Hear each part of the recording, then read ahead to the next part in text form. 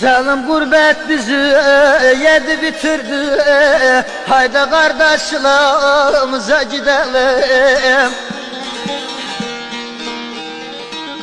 Nasip miydi kısmet miydi getirdi. Haydi kardeşlerimize gidelim.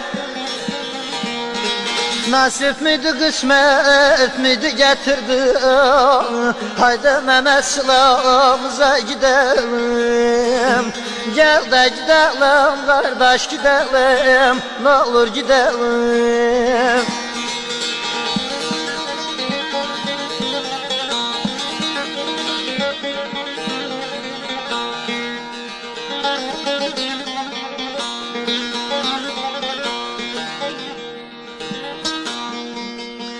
Her gece rüyamda köyde gezerim.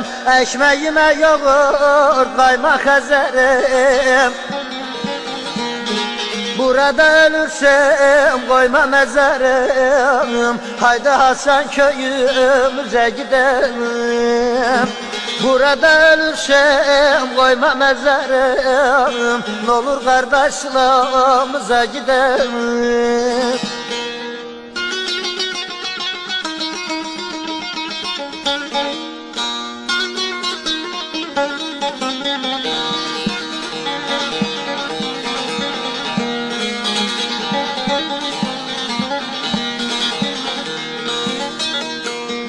Bizim elin açtı çiçek çimeni. Allah ekber dağın kalktı dumanı.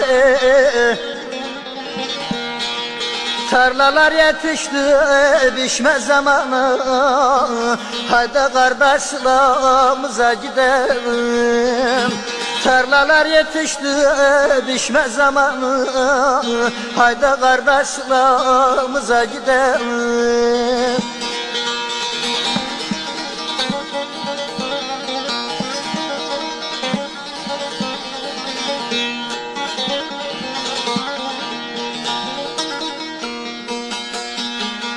Yeter üstüm dağım ağlama yeter. Köyüm viran oldu baykuşlar öter.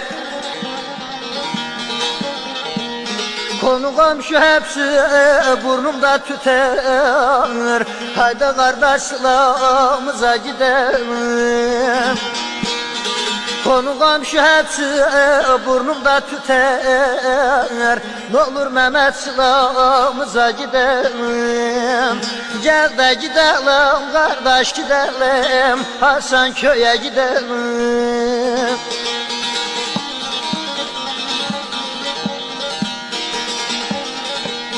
Meyil verdim saza ben, derdim dökem size ben. Yeter köyde olaydım, gideydim gaza ben.